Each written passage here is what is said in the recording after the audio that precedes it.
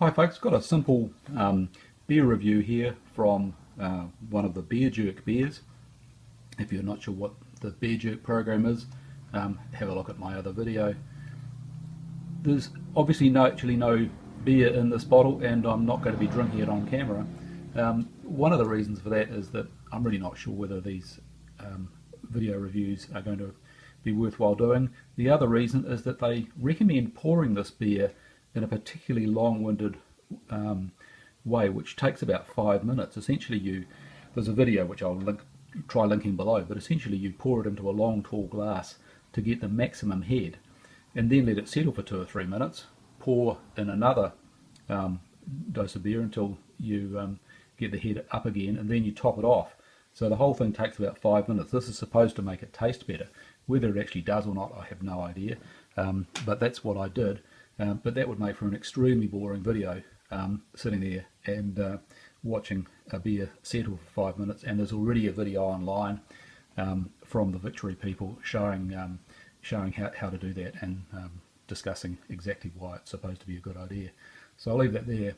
So this is a American beer. Now, of course, for some people that will immediately put them off, but leaving that aside, it's a Pilsner style, and it's not a new beer at all. It's been around for 21 years, and it's apparently the favourite beer of most of the brewers at Victory.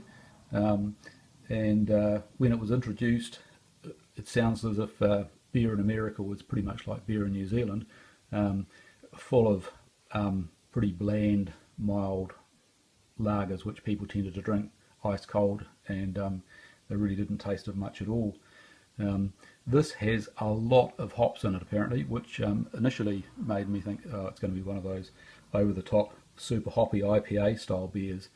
But in fact it's not. They put a huge amount of hops in, but they put the entire hop flower in, and they also use quite a lot of malt, and so the end result is far better than what I was expecting.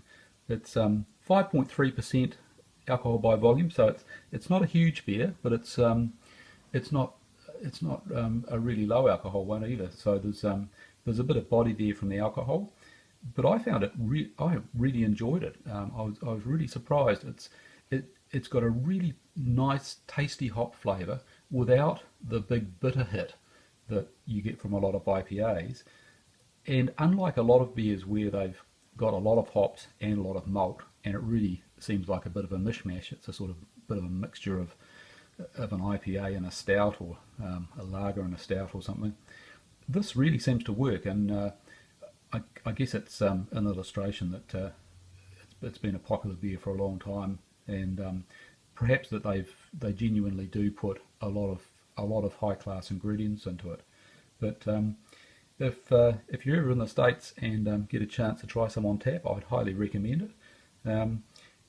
No idea whether you can buy it in New Zealand other than through the Beerjerk program, and of course once you've had the beer with the Beerjerk program, you won't be getting it again. So it may be something that you're really only going to see if you go to the States, or perhaps get from a real sort of craft brewery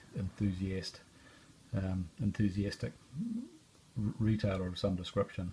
But anyway, highly recommended. I'd give it somewhere around sort of 17 out of 20 in that sort of gold medal range, and yeah, give it a go. Cheers.